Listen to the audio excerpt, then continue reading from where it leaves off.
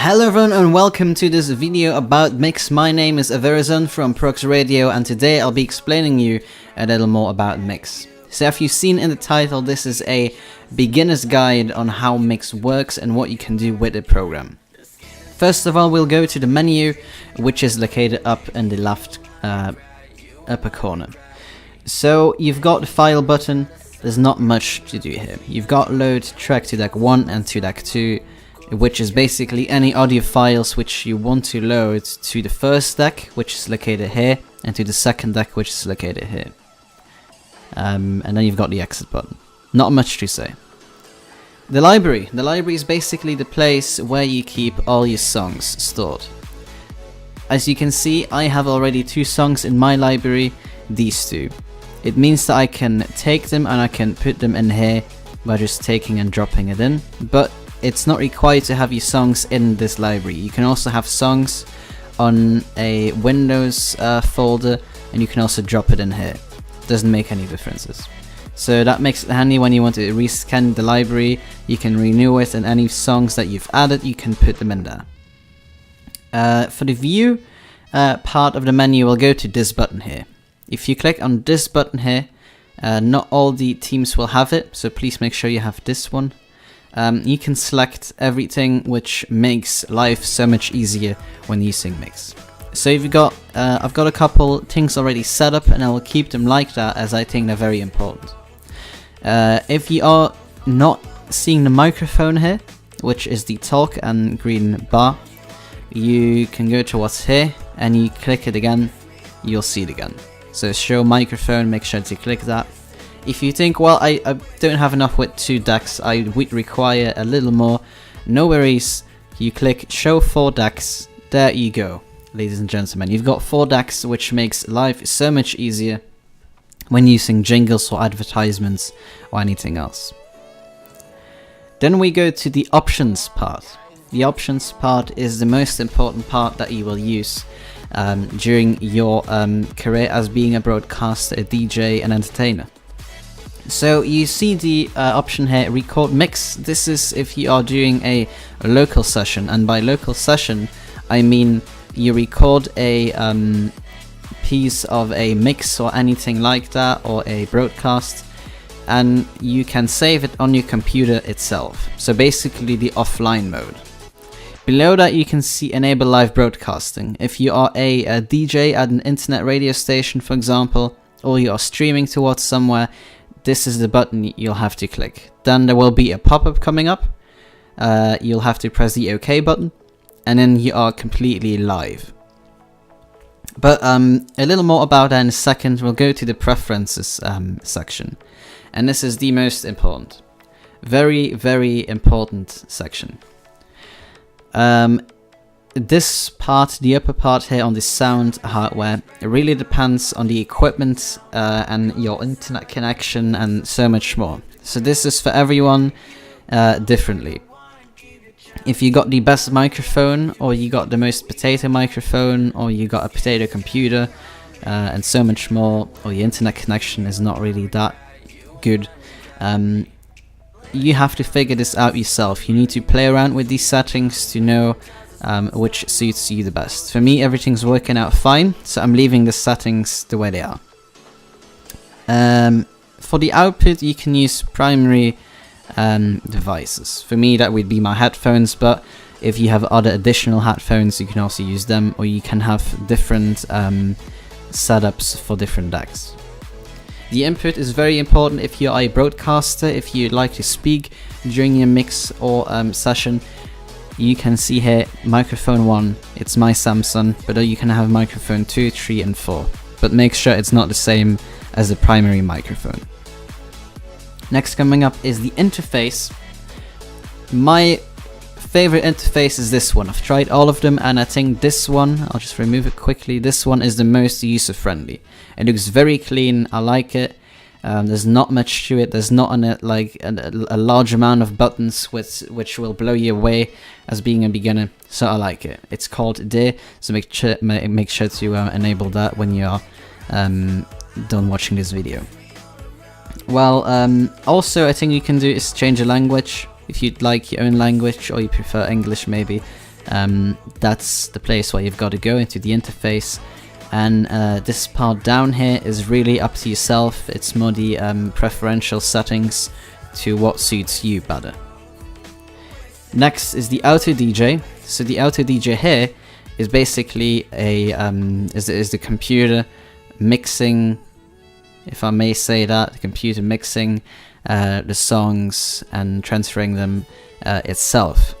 So you can play around with these. I'll quickly show you what the Auto DJ does. So these are my 2 songs. I drag them into the Auto DJ tab here. Just drag them in. I click on the Auto DJ tab and look, they're in. Amazing. Now I need to quickly phone call somebody and I don't have time to do this live. I click the Enable Auto DJ button and there it goes. Does it completely himself. If you think, well, what's gonna happen at the end here? Let's pretend this is the ending of the show. Oh. Not touching anything, it's doing it itself. Amazing, isn't it? It crossfaded it himself.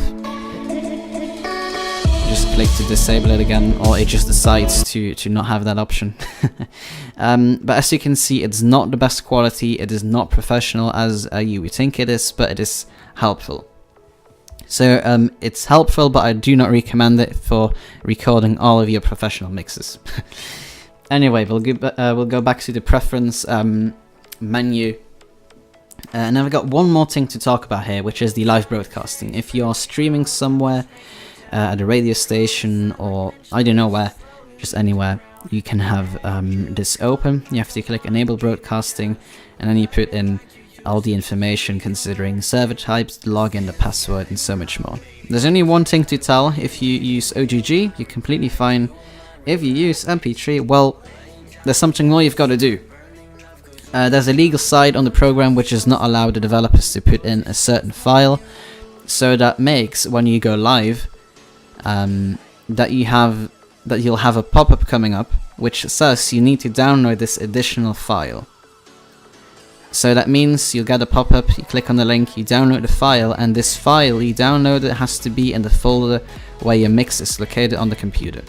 After that, when you've done that, you can stream again in MP3. But just before you go live, it might screw your show because you've got to download this and everything. So knowing this beforehand is very interesting. So that's basically this part. That's the technical side. Very easy. There's not much to do as long as you keep everything organized, and if you don't mess around too much with all this information, if you don't need to, no problem for you. So, well, the technical side now, isn't it? Technical side, not very hard either for a beginner. Again, you can go and do this as professional as you want, but for now we'll keep it very basic. So, first of all, how do we play songs? So you need to make sure you take it, you drop it in here, the song you want, and you click on the play button. There it goes. You can see the beats per minute here, 128. Compared to this is 100, so it doesn't really fit together for the DJs watching, I know, but it's just an example. To stop a song again, you just click on this button again. There you go. Nothing else that has to be said about that. Same on the other side, completely the same. You click on this button, it starts playing.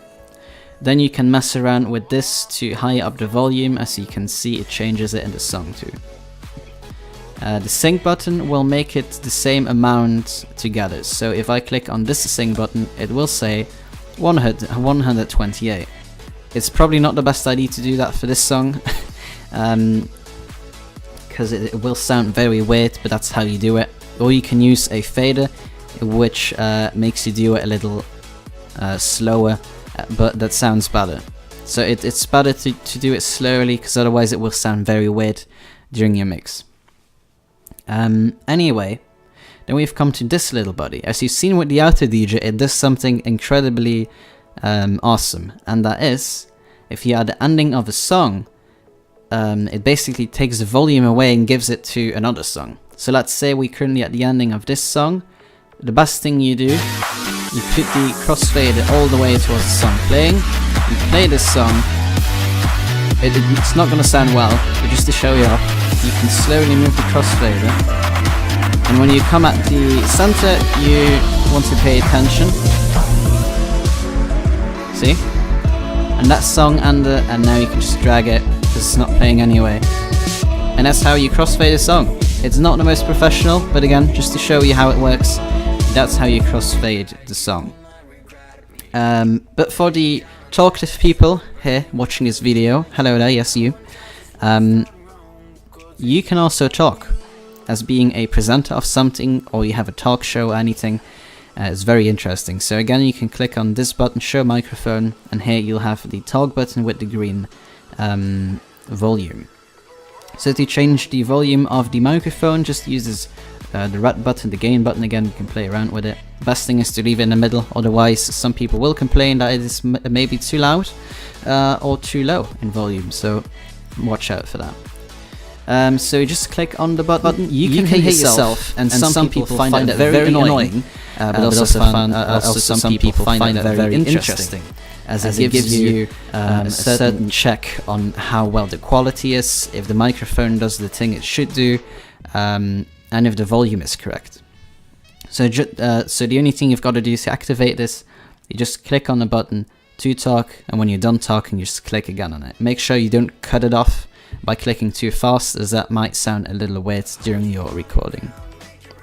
And that, ladies and gentlemen, is basically it. These are the basic steps if you want to use Mixxx. Again, you can take this as professional as you want, but I'm just here to explain you on what the program does, what the options are, and what you can do with it basically. And there's so much more to this program, but if you want to see more things about this program, make sure to leave a comment with anything specific you want to know, baby. If you've got any questions about the things you've seen, or maybe things that you're interested in knowing, feel free to drop a comment too, and we'll be responding as soon as we can. But you can also check us out on social media, Twitter, Facebook, with all your questions on information you'd like to know, or check us out on www.ProxRadio.com.